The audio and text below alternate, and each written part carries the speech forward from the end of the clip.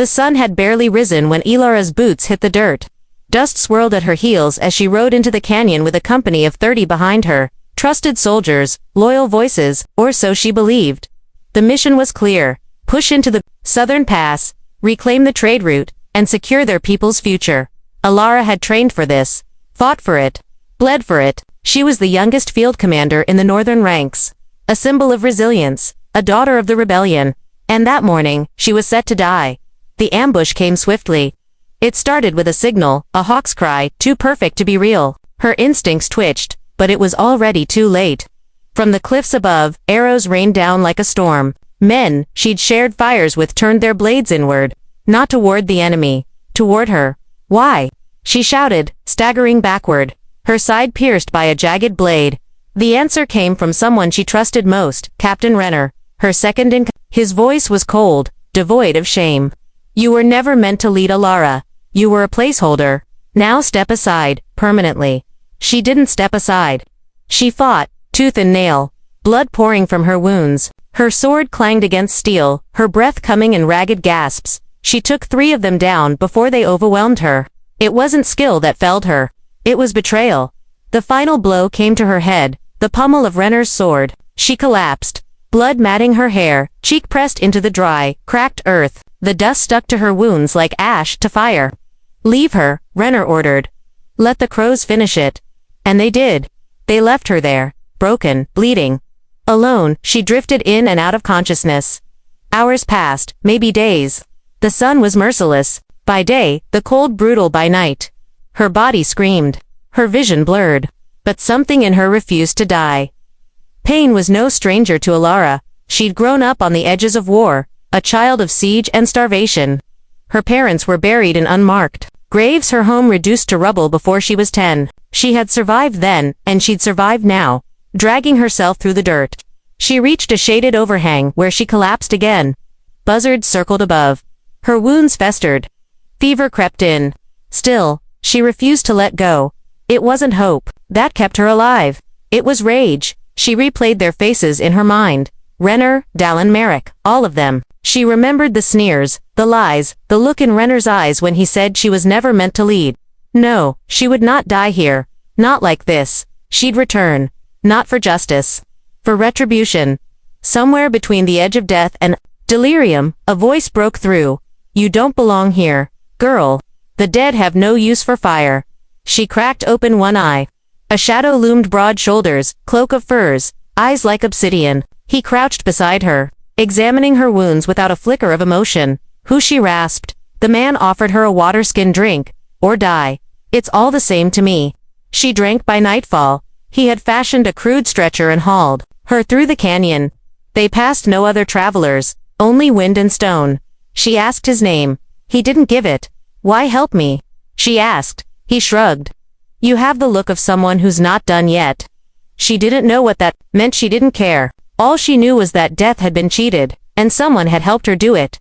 As the canyon walls narrowed and the shadows deepened, Ilara clenched her teeth, her blood-soaked hands curling into fists. They thought they had ended her story. They were wrong. She would return, not as the girl they betrayed, but as the storm they never saw coming. Ilara awoke to the sound of crackling fire and the sting of fresh stitches on her side. The fever had broken, but her body ached like it had been torn apart and reassembled by wrath itself. She tried to sit up, but was met with a growl of pain, so sharp, it blinded her. You'll tear it open again, the man said flatly from the other side of the fire. He sat with a blade in hand, sharpening it slowly, rhythmically. The motion was calm, even meditative. Where are we? She croaked. The wastes. She blinked. The southern wastes. No one survives here. You did. She studied him through the firelight. He was rough-hewn like the land itself, thick beard, leather armor worn with age and use, and eyes that had clearly seen too much. He didn't speak like a soldier or a healer. He didn't speak much at all. But something about him was solid, unmovable. What do I call you? He didn't answer. She scoffed. So you're saving me out of the goodness of your heart? No, he said. I don't believe in goodness. Then why? His eyes flicked toward hers. Because I've seen what becomes of people who die bitter, and I'd rather see what becomes of the ones who come back angry. Days turned into weeks. The man never gave his name. But he fed her, cleaned her wounds, and taught her how to use what little strength she had left. She learned to stand again, to walk without collapsing, to wield a blade even when her muscles screamed in protest. In return, she offered him stories, not out of warmth, but necessity. A soldier's mind needs something to anchor to, and silence was a cruel companion. She told him about the rebellion, about the land that was supposed to rise again from ashes, and the people who burned it down, a second time from within. He listened, barely. When she asked if he had fought in the wars, he only said, long ago.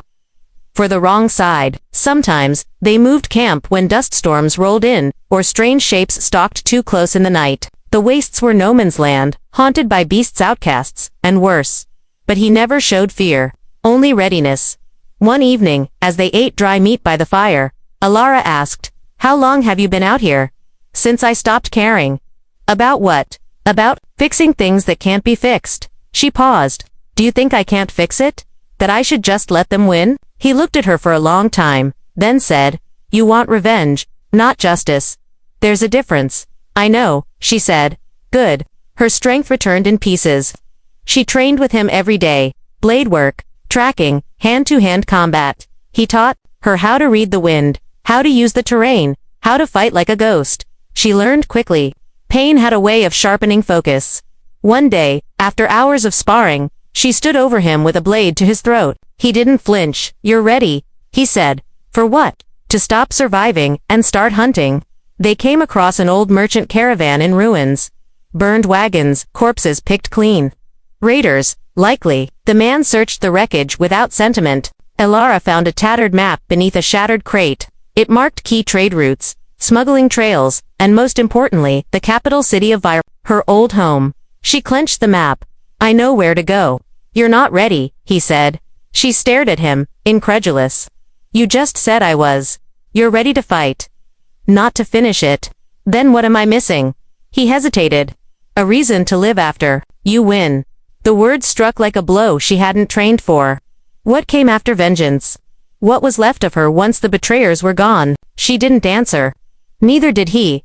That night, she dreamed of Renner's face, smirking, confident, driving the pommel of his blade into her skull. She woke with her fists clenched, so hard her nails broke skin. She looked over at the man, silent, still sharpening his blade. "I need a name for you," she said. He paused. Then Alara nodded. "I'm going to kill them all." "Kale." His eyes met hers. "Then you'd better be ready for the part where they try to kill you first." The wind howled through the skeletal remains of an abandoned fortress, carrying with it the scent of old battles and forgotten promises. Alara stood at the edge of the crumbling battlements, her gaze sharp, scanning the horizon. Beside her, Kale's presence was a steady anchor, his eyes never resting, alert to every sound, every shadow. "You sure this is where he'll be?" Alara asked, her voice low but fierce. Kale didn't answer immediately. Instead, he let out a dry laugh, a sound that seemed to carry years of bitterness. "If he's alive, this is where he'll be hiding." Alara's fingers tightened around the hilt of her sword. The man they sought was a ghost, a legend whispered among outlaws and mercenaries, a warrior who once challenged kings and vanished without a trace. Rumors told of his brutal skill and an unforgiving sense of justice. Kale said he was the only one who could train her to fight the war she was about to wage, but finding him wasn't the hardest part. Days earlier, their journey had been marked by treacherous mountain paths, encounters with hostile scavengers, and a growing tension between them. Kale was a man of few words and many scars. His past tangled in shadows that Alara wasn't sure she wanted to unravel. "I don't trust you," she admitted one evening as they camped beneath a starless sky. Kale looked up from sharpening his blade, eyes glowing faintly in the firelight. "You're not supposed to." "Why help me then?" He shrugged, the motion heavy with meaning. "Because I see in you the fire I lost long ago." Alara scoffed. "That sounds like a reason to walk away." He met her gaze. "Maybe, but I didn't." When they finally found him, it was in the ruins of an old fortress, a place forgotten by time but not by memory. Kale had warned her the warrior was dangerous, unpredictable. The first meeting was cold. The warrior, his name was Garrick, was older than the stories, but his eyes still burned with the fury of a man wronged. His body was a map of scars, each one a testament to battles fought and lives lost. "You want to train," Garrick said, voice gravelly. "Why?" Alara squared her shoulders. Because I was betrayed, left for dead, and I'm coming back. Garrick studied her for a long moment, then nodded slowly. I've seen many like you. Most come back broken. You're already broken. Then help me put the pieces back together. The training was brutal. Garrick pushed Alara to her, limerence forcing her to confront not just the physical pain but the emotional scars she carried. He taught her the art of guerrilla warfare, the subtle movements that turn a battle, and how to strike fear into the hearts of enemies. Kale stood nearby, watching quietly, occasionally offering advice but never stepping fully into the fight. One night, after a particularly grueling session, Alara sat by the fire, her body aching but her spirit burning hotter than ever. Why did you come back? She asked Kale. He looked into the flames. Because sometimes, the only way to live is to fight. Alara nodded. Then let's make sure they remember that fight. Their bond grew forged in sweat, blood, and shared purpose. They were no longer just survivor and mentor. They were partners, ready to challenge a world that had cast them aside. But the road ahead was dangerous. The enemies they sought were powerful, with allies everywhere. Alara knew the path to vengeance would demand everything, and then some. As dawn broke over the fortress, Alara sheathed her sword, the weight of her resolve, heavier than ever. This isn't just about me anymore, she said. Kale's eyes met hers, fierce and unwavering. It never was. The first light of dawn slipped through the cracks in the stone walls, casting long shadows over the training grounds. Alara's breath came heavy, her muscles trembling from hours of relentless drills. Across the courtyard, Kale watched silently, his expression unreadable, yet his eyes sharp with approval. They had been here weeks now, hidden away in the fortress where Garrick had once trained kings and rebels alike. But Alara no longer felt like the broken woman left in the dust. She was becoming something new, something sharper, something deadly. Again, Kale commanded, voice steady as the blade he held. Alara tightened her grip on her own sword and circled him, searching for an opening. The clang of steel echoed in the cold morning air as they sparred. Each strike a conversation, silent, fierce, full of unspoken meaning. Kale was not just teaching her to fight, he was teaching her to survive. To anticipate, to become the storm before the lightning. You're holding back, he said suddenly, pressing forward with a quick thrust. Alara parried, her arms burning. I'm careful. Careful gets you killed. She frowned, frustrated. I'm not reckless. Recklessness can be a weapon. You've been taught to survive by following rules, but out there, the rules are written in blood. Alara absorbed his words, letting them sink deep beneath the surface. This was no longer a game. It was war. When their sparring ended, they sat by the fire, the heat cutting through the cold air. Alara flexed her fingers, feeling every ache as a reminder that she was alive. You ever think about what comes next? She asked quietly. Kale looked into the flames, his face half lit by the glow. Every day, Alara nodded. After the fight, after the revenge, he shrugged. Sometimes there's nothing. Sometimes there's a chance for something new. But you have to earn it first. She studied him, seeing not just the warrior, but the man haunted by ghosts she couldn't yet name. The days bled into weeks. Their training grew more intense, not just with swords, but with strategy. Kale introduced her to the art of ambush, the psychology of fear, the necessity of patience. Alara devoured every lesson, every hard-won insight. She practiced tracking in the wild woods around the fortress, learning to move silently and strike swiftly in return. She shared stories of her people, the ones who had trusted her, then betrayed her. She spoke of Renner's cold eyes, the way he turned his blade without a second thought. Kale listened, never interrupting, but sometimes his jaw tightened when she spoke of injustice. You want more than revenge, he said one night. Alara nodded. I want to rebuild what they destroyed. Kale's eyes softened. Then you'll need more than a blade. You'll need allies. Trust? The word tasted strange on her tongue. Trust had been a weapon used against her, but with Kale, it was different, not given lightly, but earned. One evening, as they prepared for rest, Kale handed her a small worn pendant. Keep this. A reminder. Alara took it, a simple silver circle with a single etched flame. What is it? A symbol of the old rebellion.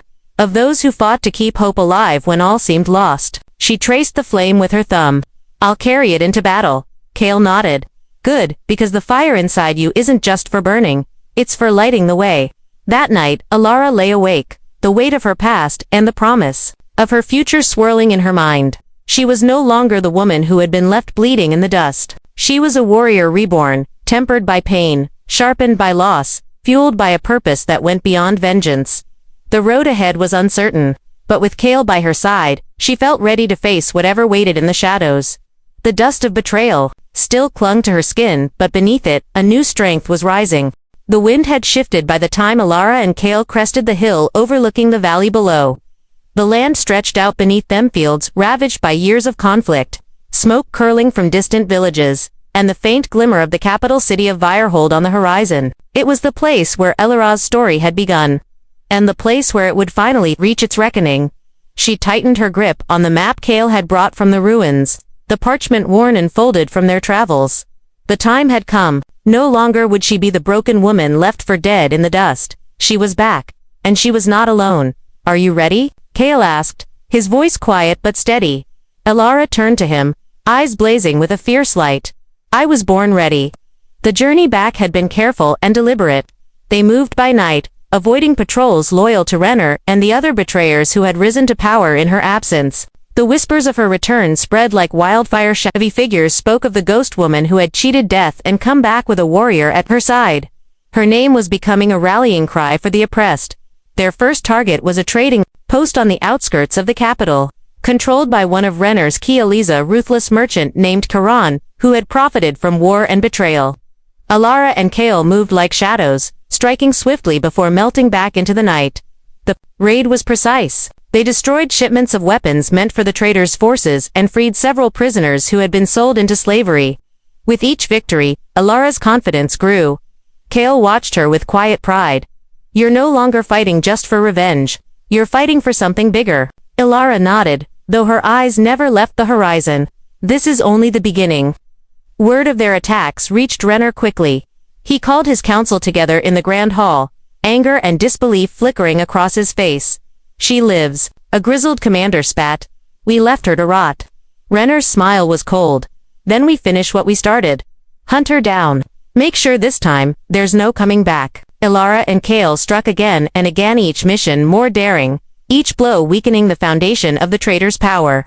Allies who had hidden in the shadows came forward, inspired by her courage.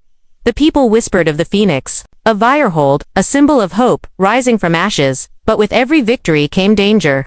The traders sent assassins, spies, and soldiers to stop them. Each battle was a dance with death, and Alara learned quickly that survival depended on trust and on Cale's unwavering support. One night, as they camped beneath a sky thick with stars, Alara received a message, a taunting note from Renner himself, sealed with the emblem of the broken crown. "You should have died in the dust. Now you'll watch everything you love burn." Her fingers curled around the parchment, knuckles white. She looked to Cale, determination blazing in her eyes. "They want a war," she said. Cale nodded. "Then we'll give them one." The path ahead was treacherous, filled with old wounds and new enemies. But Alara no longer feared the dust beneath her feet. She was a warrior reborn, a storm ready to break, and she was coming home. The fortress of Virehold stood imposing beneath a sky heavy with storm clouds, its walls scarred from decades of war and betrayal. Inside, power thrummed like a living beast, greedy, hungry, and corrupt. It was here that Elira's journey would reach its climax, and nothing would ever be the same. Alara and Cale slipped through the shadows, their movements silent and precise. The fortress was a maze of stone corridors, guarded by soldiers who still answered to Renner's twisted command. But Alara's resolve was unbreakable. Each step forward was a step toward justice. Their allies waited beyond the gates, a small but fierce band of rebels, ready to rise up and reclaim their home. Alara's presence ignited a spark in their hearts, a beacon of hope after years of despair. Inside the great hall, Renner sat upon his throne, surrounded by sycophants and soldiers. His face was hardened, but beneath the veneer of confidence, there was a flicker of doubt. He had heard the rumors, the raids, the uprising, and knew that the ghost of the past had returned. When Alara entered, the room fell silent. Eyes narrowed, whispers ceased. She was no longer the girl they abandoned. She was a warrior, tempered by pain and sharpened by betrayal. Renner rose slowly, a cold smile twisting his lips. "So, the prodigal returns." Alara's voice was steady, filled with the weight of years spent in silence. "You left me for dead. Now, I'm here to finish what you started." The battle was swift and brutal. Alara and her rebels fought with desperation and fury, pushing through the fortress like a storm. Kale moved beside her, a shadow of death, cutting down anyone who dared stand in their way. Renner's guards were skilled, but they were no match for a woman who had survived death itself. In the heart of the fortress, Alara found Renner waiting, sword drawn, eyes blazing with hatred. "You should have stayed dead," he spat, "and you should have never betrayed me," she replied. Steel meeting steel, their blades clashed, sparks flying as old wounds opened, and new scars were made. The fight was more than physical, it was a battle for the soul of a broken land. Kale's voice echoed from behind. "Alara, watch yourself." Renner lunged, but Alara twisted away, her counterstrike swift and sure.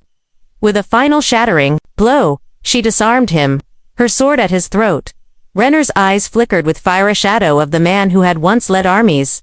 "Please," he whispered. Alara's gaze was cold. "This is for every life you destroyed." She spared him the death he deserved, instead binding him to face the judgment of the people. Outside, the rebels cheered as the fortress gates opened. The tyrants were overthrown, their reign ended by the woman they thought broken beyond repair. Kale approached Alara, exhaustion and relief in his eyes. "It's over." Alara looked out over the land she had fought to save. The scars ran deep, but so did the hope. "It's just the beginning," she said. The dust had settled, but the story of Elaret the warrior who came back from the brink would live on. A testament to resilience, to vengeance, and to the unbreakable spirit of those who fight for justice. The morning after the fall of the fortress, the air was thick with smoke and the scent of ash, but beneath it all was something else, a fragile sense of peace, like the first breath after a long, suffocating storm. Elara stood atop the battlements, looking out over The city was bruised, its streets cracked and scarred from years of war, but it was alive. People moved cautiously, rebuilding, hoping. The weight she had carried for so long seemed lighter somehow, not gone, but transformed. Kale joined her, silently, his presence steady and sure.